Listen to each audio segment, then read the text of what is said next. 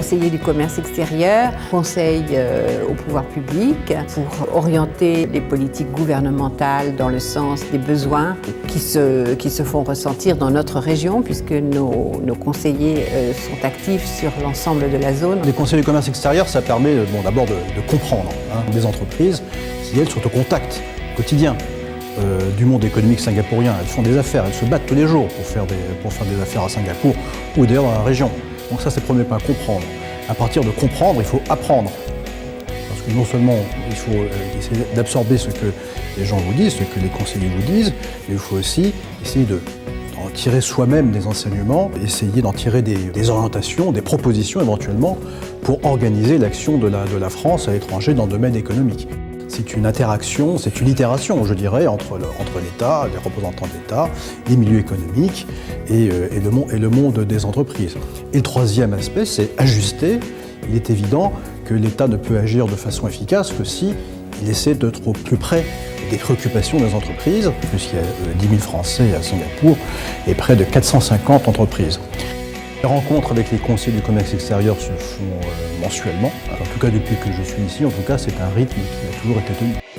Les CCE, ils nous sont très utiles, qu'on peut confronter des points de vue avec eux sur la situation économique du pays, sur la situation dans les différents secteurs et sur tout ce qui peut se passer d'important. Nous avons un point de vue un peu global, macroéconomique, et on le confronte avec des acteurs économiques qui, eux, ont le point de vue microéconomique. Pour donner un exemple, récemment, on avait observé qu'il y avait un changement de la réglementation singapourienne pour les avocats étrangers. Donc on l'a interrogé, Caroline Chazard, qui fait partie de la section, pour avoir son point de vue sur est-ce que c'est bon pour nos avocats, et pas seulement les avocats britanniques, et par conséquent, est-ce que ça fait avancer les choses. En fonction de la réponse, ça nous aide aussi dans les négociations concrètes que nous avons, puisque on négocie actuellement un accord de libre-échange avec Singapour. Dans cet accord de libre-échange, on veut obtenir des résultats pour les avocats, par exemple. Ces négociations, évidemment, il est très important d'avoir une vision précise des intérêts, des attentes des entreprises françaises. Donc à chaque fois qu'on a un enjeu de négociation particulier, on vérifie que ça intéresse nos entreprises et quel est le degré de priorité qu'elles y attachent. On organise, lorsque les ministres sont de passage, très régulièrement des réunions avec les conseillers du commerce extérieur, ce qui permet aux ministres d'avoir en un temps très court 1 heure, 1 heure et demie, un panorama extrêmement complet du pays par des gens qui le connaissent par cœur.